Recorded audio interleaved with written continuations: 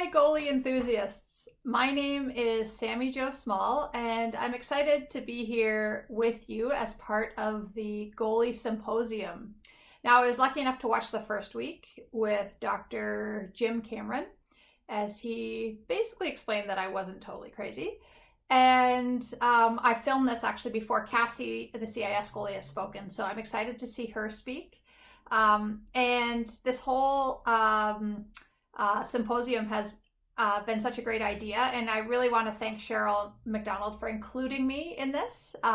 This is something that I'm so passionate about, and hopefully I can share some ideas with you about female goaltending, and we can have a little chat come the end of the time when you get to ask some questions. So I have some notes that I took, and I feel like I should be in university professor mode.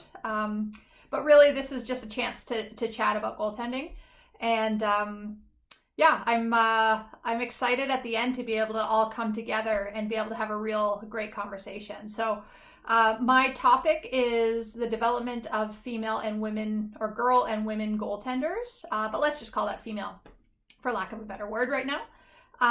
Explaining a little bit about myself. My name, as I mentioned, is Sami Jo Small. I just wrote a book, as you can see.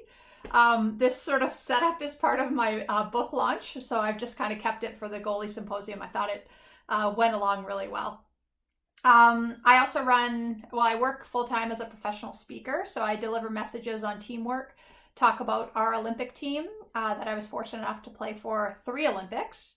And I talk about our team from the stage and tell stories, but also recount some life lessons that I learned through goaltending and how it can relate to perhaps a workplace environment or to a family structure, and talk a lot about the roles that I played on the 3 different Olympic hockey teams. So if you have any interest, pick up a book. I basically tell stories about being a goalie at the elite level, and not only what it took, but some funny stories along the way as well. So I do run a hockey school as well. I've run for 22 years. I have a all-girls hockey school in Winnipeg. Now, currently, I'm down to just 2 weeks left. I used to do all summers, but now I have a young family and it's a little bit harder. So I have 1 week in Winnipeg where I have both goalies and players. We have 120 girls that attend. I've been running that for 22 years. So I started that with the idea that in Manitoba, where I'm from, there really wasn't an opportunity for girls to see other girls playing.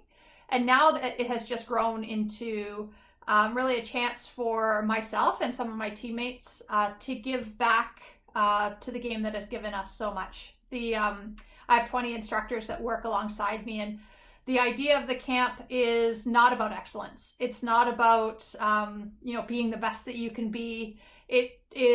Or reaching the pinnacle. It is simply about fun. It is about inspiring these girls in all walks of life. So I ensure that I get some top quality instructors to be able to be good role models and mentors. And of course, I want them to be the best they can be. I want them to improve. But more than that, I want them to develop lifelong friendships. And I want them to fall in love with the game. I want them to fall in love with hockey and sport in general, especially for young girls.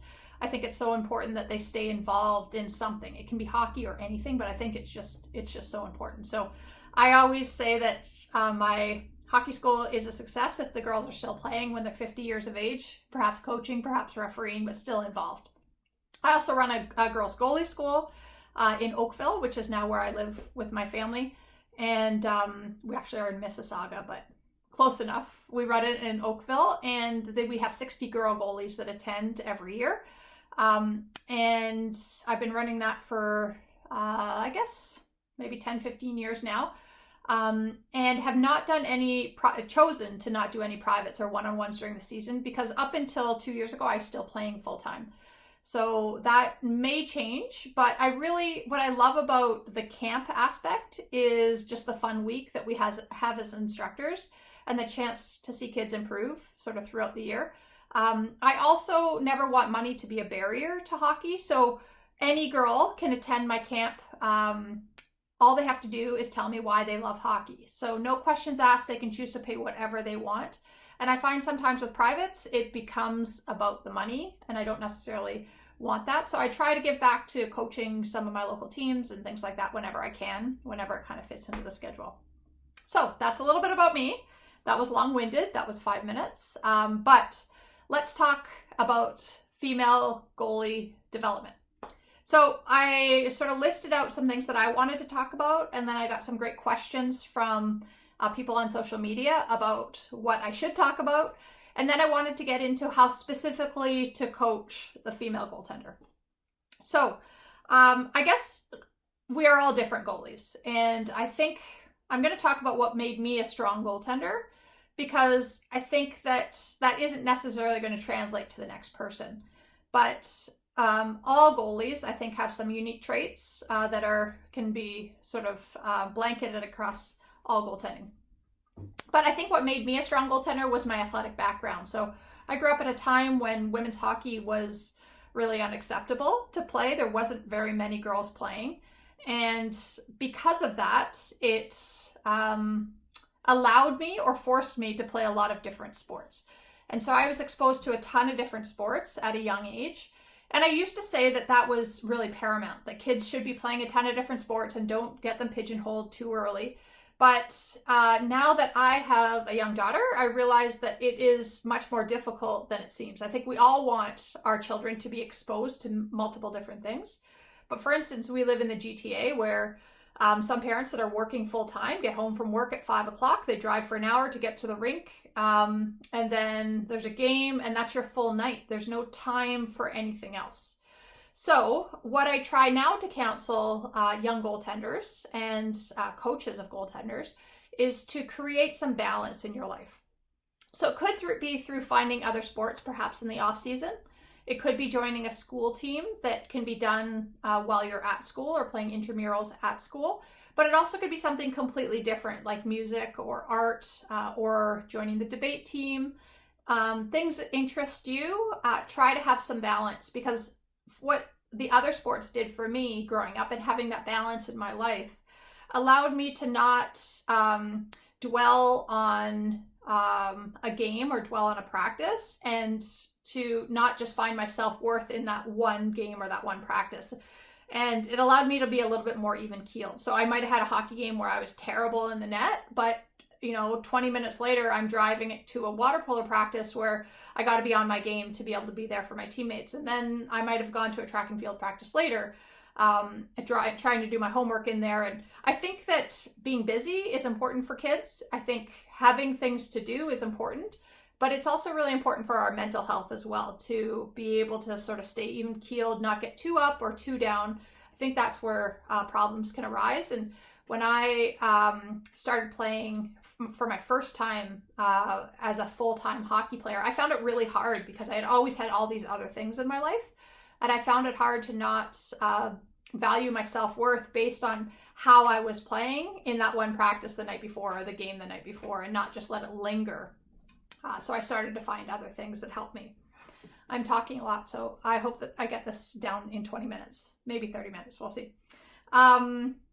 So I think another aspect of my goaltending that allowed me to get to the highest levels is my abilities to learn a new skill. So I don't mean that I was exceptional at learning the skill.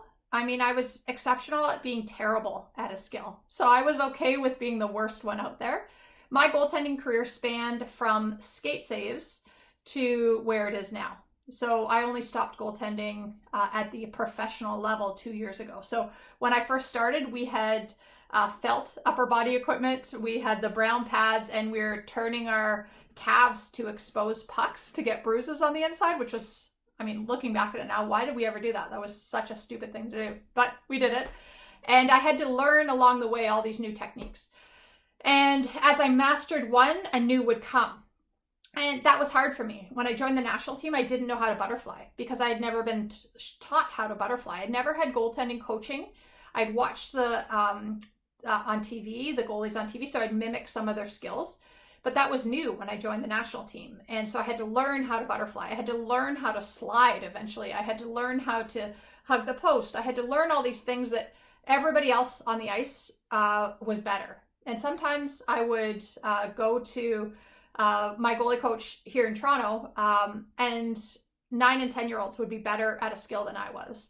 And that was, it's not easy. It's not an easy thing to put yourself into a new scenario, to try something new and to be okay with not being great at it. But I always had this mindset that the more I did it, the more reps I got in, the better I could be. And I think that came from my track and field background, where it really was about the minutia of the technique. And I just was really focused on the technique. But young goalies often will be embarrassed or not want to put themselves into a situation where something is new or something is different, get frustrated. And so really be cognizant of that as a coach, to allow them to learn, to not be too hard on them too early, because you want to encourage them. And the best coaches I always had were the ones that just valued effort, not whether you stopped the puck, not whether you were good at something or bad at something, but just really the ones that valued the effort. And I think paramount to all goaltenders, what makes exceptional goaltenders, is the ability to get over something, the ability to move on. So we all let millions of goals in our lives. Well, I did, at least. And that ability to come back from failure. So the ability to look to the next puck. That doesn't mean that I didn't get frustrated. I didn't get upset if it was a bad goal. But every time that next puck dropped, I tried to focus on that next puck. And that's not an easy skill, but I think it's really important for goaltenders to have, because you don't want a goalie that is getting frustrated or is getting upset or is getting mad at a situation. It's going to just derail the goalie and eventually the team. So having them really focus on that next puck, I think, is paramount. But you can also tell at a young age if they have this ability or not. And I think that that's really, to me, the one characteristic that I see across all strong goaltenders is that ability to move on and focus on the next puck. Second question, what do I think the difference between men's and women's hockey is? So I've goaltended I played college hockey, men's college hockey in California. I mean, it wasn't super, but by any means, I did play men's college hockey and played boys AA and AAA hockey all the way through my career, simply because there was no girls teams. So I have seen elite men's hockey and I've seen elite women's hockey. And so what I perceive to be the differences are that in women's hockey, there is just much more traffic in front of the net. There's more legs that you have to look through. There's more ricochets that can happen. And you just have to be more ready close in. And that means that the defenseman can't really push somebody out of the way, because while we have contact, we don't have hitting. So you can't really rely on your defenseman to push as much as you would in men's hockey, which means that there is more traffic. So you have to practice that. You have to practice having people in front of you. You have to practice the in-tight rebounds, the being able to smother the puck, super important in women's hockey. Also, in men's hockey, the guys can shoot from anywhere. So, a guy can zip around the corner, up the sideboards, and turn and fire off one foot. That isn't always the case in women's hockey. Now, women's hockey, the shots are getting much, much stronger. However, it still means that for the most part, most women need to have 2 feet on the ground, and you have a little bit more time to be able to anticipate that shot. So you can kind of see it coming a little bit more. However, because they can't hit them off the puck, it means the women can often walk in closer. So shots tend to be from closer, more in the crease, top of the crease, we'll say, in the high slot, and they have more time to lean into a shot. So despite the fact that their shot off one leg might not be as strong, they off 2 feet, snapshot, slap shot is still very strong. And women, I think, because of their lack of strength, have had to figure out a way to find the openings and have done this incredibly well. So women tend to be able to shoot with more accuracy and pinpoint the openings better than what I found in men's hockey, where they are often trying to overpower you with a shot and catch you perhaps off angle or before you were perhaps ready. So that's, I think, the biggest difference I see in the two games. So if you're coaching, just be cognizant of those differences when you're coaching the young female goaltender. How to coach girls and boys differently. So I have found that, this is a generalization and a stereotype for sure, but for the most part, in men's hockey, there is more of an ego. So there is more of the want to compete, the want to be first, the maybe lack of attention span, but the energy and the enthusiasm at all times, which is tough to corral and tough to coach sometimes as a coach. But you know that they're going to go for it. They might not have listened to what you're saying, but they're going to go for it 100%. Now in women's hockey, you have less of an ego, which means that there is less of that want to beat out your teammate, to be better than your teammate, or to perhaps stand out. Now, this is a total generalization, and not all girls and women are like this. However, as a coach, what I notice is that girls tend to listen more. They tend to really soak it in, but they tend to be a little bit shyer when it comes to performance and wanting to succeed, tend to be more perfectionists. And so when you're coaching the young athlete, you have to provide a little bit more enthusiasm. You have to be a little bit more attentive to your encouragements, because I think that's very important. I mean, that's important for both men and women, but I think specifically for the young female goaltender, knowing that you care and knowing that you are proud of them can't be said enough. And that goes right across the board, but I think it really is important in girls hockey, and to provide that extra enthusiasm, to get amped up, to get energized, because often that isn't the case in girls hockey. So you have to bring that, whereas in men's hockey you have to kind of calm them down. It's kind of, you're evening it out the playing field. So girls just have to be, I think, pushed a little bit more to compete, to want to outperform somebody else, or to want to stand in the limelight and be encouraged and rewarded for doing that. I think that there are really two types, let's say three types of goaltenders, of female goaltenders. So this is for age group goaltenders. At my hockey school, at my goalie school, I tend to find that I have like 20% of the goalies that are on one aspect of personality, which is super outgoing, super engaged, are really involved, and they are sort of 20% at one end of the spectrum. And then at the other end of the spectrum, I have 20% of my goalies that are shy and introverted. I think goaltending tends to attract a lot of people that want to be on their own, that want to be more individualistic, want to be able to do their own thing. And so being cognizant of which side of the spectrum your goalie sits on, I think is really important in both men's and women's hockey, but specifically in women's hockey, so that you can coach to that personality type.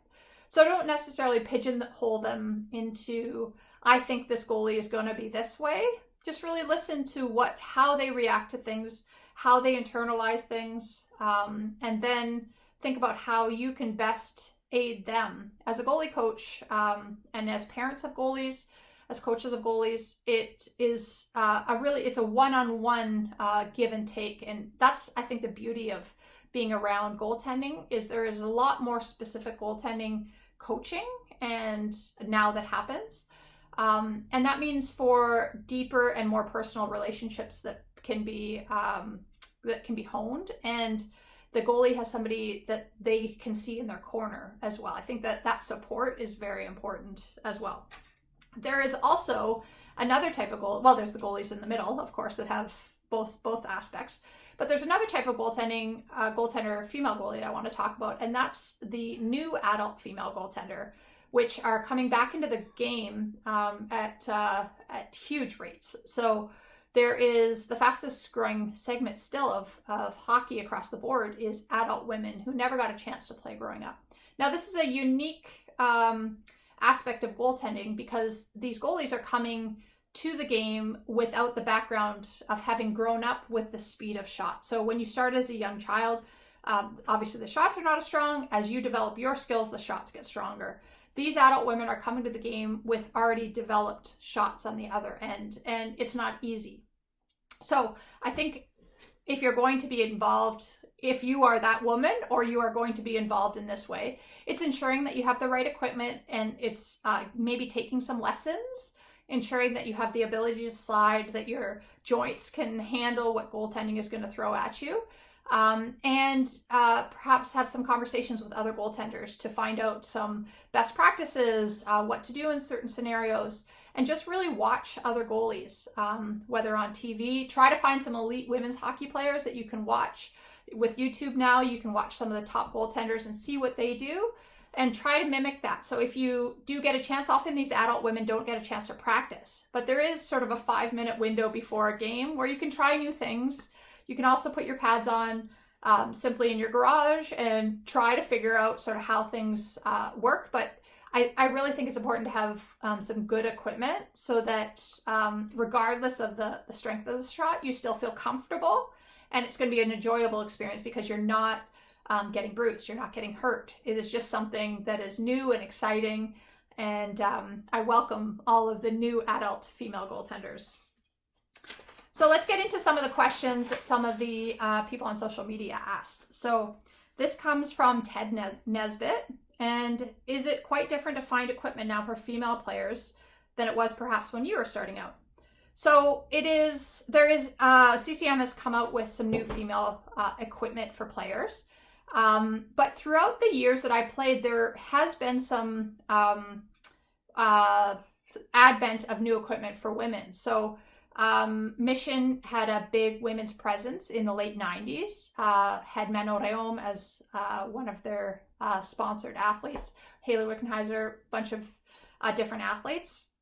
Also, Louisville had equipment for women that was specifically designed for women, but there was never really goalie equipment. So when I was graduated from university, I developed upper body goaltending equipment for women specifically, and some of the designs that I did are now part of goaltending equipment. So I had a 2-piece design that basically covered your chest and then covered your abs and allowed it to float. Now, floating pieces on upper body equipment is totally normal, which is awesome. But I think what I tried to design for the women's body, now I realize is actually really good for a lot of different body types. It's not just specific to women. But what I found was always happening to me was I was getting hit in the side, and we'll say side boob for lack of a better term. And that's what hurt me the most. So I developed equipment to suit my body, and I think goalies are still doing that nowadays, is you kind of, you buy some equipment and then you make it work for your body. But goaltending equipment has just come so far that the current goalie equipment that is in stores is just as good for women as it is for men. So that's good to see. This comes from Ken Ernstberger. He had an idea to promote older goalies to work with younger goalies in age groups. So novice, under 11, have university goalies and female goalies coach at the U15, U17 age group. I think this is so important that female goaltenders at some point get to see some other elite female players. And without a professional league across Canada, that's going to be hard for some goaltenders, but you have YouTube. You have a chance to see these players play when they're at the World Championships. You have your local CIS teams, you have NCAA teams, but you also have your local midget and intermediate teams that those goalies can be role models, can be mentors. If you can get one of them to coach your younger players, the younger girls, amazing.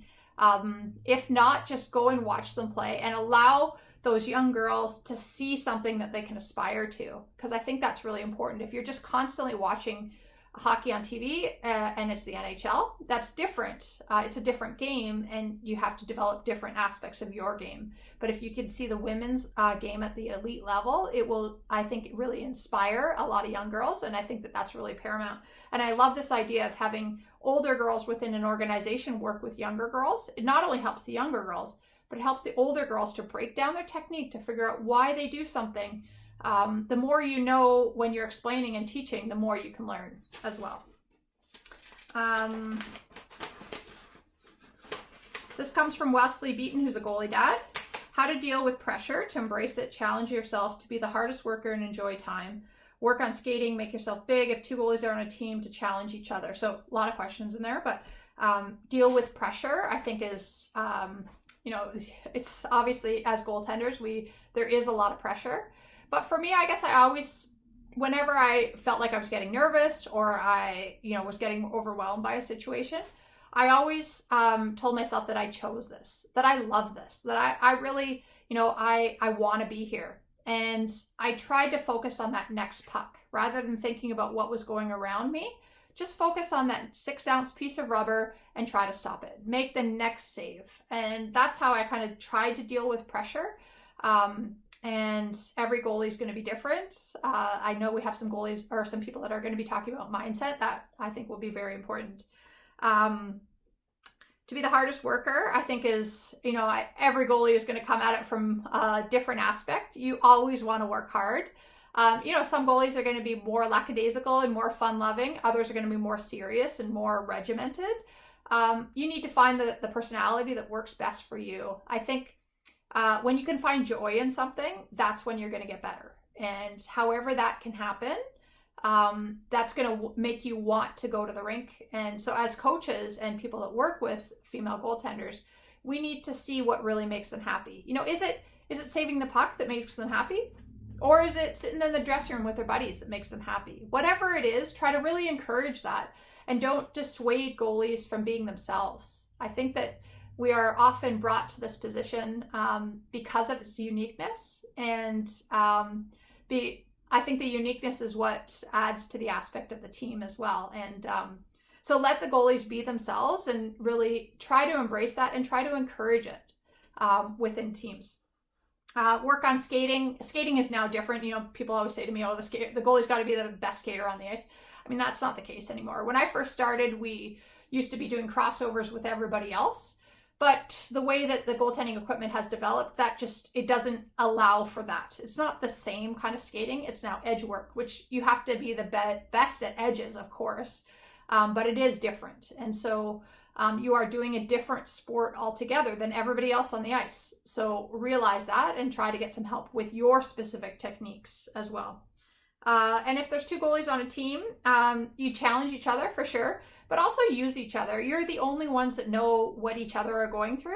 So pass the puck between each other, perhaps juggle the puck between each other, between drills, talk about what went on in that drill. Maybe something funny happened. Maybe somebody shot it at your head. They're the only person that you can really open up to, complain to, laugh with, joke with. And just remember that other goalie does not get to make the choice of who's playing. If you work your hardest, if they're working their hardest, it's the coach's decision. It's not either one of your decision. So why not be nice? Why not get along with that person? And why not find some commonality? Because those are the people that you're going to be working probably closest with, that are going to understand you the most. And when you're in net, you want that person to be supporting you. So when you're not in net, you should be supporting that person. This comes from PGI. We see too many great female youth leave the sport early. Stats are female athletes are 6 times more likely to leave a sport than their male counterparts. How can coaches guide athletes for the sport for life, long-term athlete development stage? This is a great question, and this is one that I think we within women's sport leadership struggle with, is how to keep the young female athlete engaged and involved in sport. And really, it's all about the experience. Sometimes one person can make an athlete want to leave sport. It has nothing to do with whether they enjoy it. It has nothing to do with anything else. It just is, a bad experience. It could be difficulties at home. There's so much more to an athlete than just what you see in front of you. So if you are working with young athletes, really get to know them. Really encourage them, encourage that balance so that they always want to come back to goaltending. They always want to, maybe take some time away and then you come back, and to really try to make it fun. There's always something that can be joyful in every situation. Try to make whatever it is just a little bit more lighthearted so that it is something that they want to continue to push themselves. And as the goalie grows, it's going to get there's going to be more pressure, there's going to be more focus on them, and it's really up to you as a coach or as an administrator to guide that goaltender, but also to remember why they started playing a game because it's a game and because it's fun. The majority of female goaltenders are not going to be Olympic goalies, and that's okay.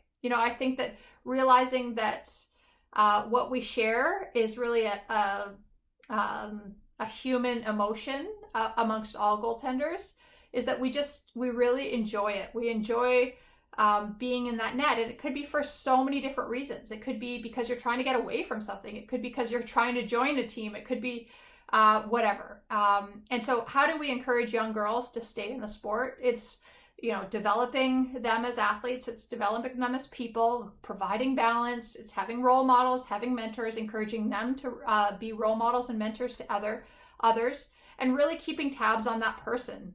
What's going on in their life? What's, as hormones start to change, as the young girls become teenagers, just so much more is happening for young girls, and the pressures are enormous to leave the sport. So don't give them any extra incentive. Really try to encourage them to stay in sport, whether it's goaltending or sport in general. Being fit and active is just so key for young girls as they develop, and just even for their mental well-being as well. This comes from Bo Kish. How do we encourage more girls to get involved with the position, more who will stay, and encourage more to come? But for sure, what are other steps that the hockey community can take to get more girls into goaltending?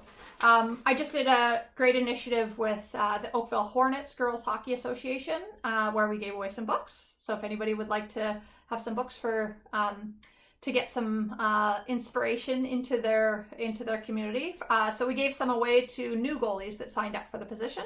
But they also had the wherewithal to hire Christina Kessler, who is a former goaltender partner of mine, who is a Harvard grad, was part of the national team program, to be their goalie mentor.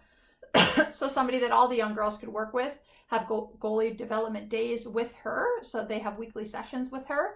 And they're really taking the position seriously because they want young girls to want to be goalies. So I think you need to take steps within your community if you're not seeing enough goalies, if you're not seeing enough people wanting to be those goalies, to give incentive. I have a 4-year-old daughter, and a parent of 4 kids told me that the best way to parent is really with bribes. So I don't know if that's the best way to parent, but I think we all like getting stuff. I think we all like having incentives. And so providing incentives for people to be goalies, there's nothing wrong with that. Maybe somebody, they might need equipment. They, might not even see themselves as a goalie until they get to try that position. So give them opportunities, and don't make it something that they have to do. Make it something they want to do. Let's see, I'm at the 30-minute mark already. I apologize. But this comes from D. Lounce. His daughter left hockey basically to go to university, so was a goaltender the whole time. And he made some really excellent comments to me on social media in that the development of the person is really what's key. And I so agree with his comments because, I think he was a little torn that his daughter didn't want to play hockey when she got to university. And that's okay. I think it's harder on the parents to see your life go in a different direction, and to not want your kids to have the same emotions for things that we do. We have a 4-year-old who I don't know that she's going to love hockey, but my husband and I desperately want her to, but we don't want to push her in it. And that's hard. We want them to like the things we like. And I want to have the experiences of traveling around with a hockey team with parents. But that might not be the case. My parents were not hockey people, and they got stuck with me. I will probably be likely stuck with a young girl who likes other things, and it might be gymnastics, dance, these things I know nothing about, but that I have to support. And it's just really important that we support them and realize that it is like he said, the development of the person. What does goaltending teach young girls? So many great things. So as long as they have that opportunity, then they can make those choices. What I'm proud of the daughter is that she's independent enough to be able to say what she wants at this point. And that's exactly what you want. Somebody that has their own mind, that has that ability to say, I'm going to go in a different direction. And who knows, maybe when she's done university, she comes back to adult rec women's hockey and thrives in that. I think it's such a great gift you can give young girls, is to include them in a team sport, and the lessons that you can learn through that are just exponential. So I think that's really amazing. I did have a whole sheet on how to sort of coach female goaltenders, specifically technically and in drills and stuff. But I think we'll just leave it at that. And we can, if anybody has any questions about that, we can certainly talk about that. I think it's at the end on the last Friday when we get to come back and answer some questions. Dr. Brian Kennedy is the next presenter after me, so definitely tune in next Friday as he talks about the literary myth of goaltending. I'm really curious about that. And once again, I just wanted to thank St. Mary's University and Cheryl McDonald for allowing me to be part of this discussion. And hopefully you guys have enjoyed. And if you do have any questions, definitely feel free to reach out. You can go to my website, which is samijosmall.ca. My email's on there. And you can always just send me a quick email if you ever have any questions about anything. I just love this community of goaltending because it is such a community of sharing and sharing best practices. And I just love talking goalies. So hope everybody takes care, and we'll see you soon. Bye-bye.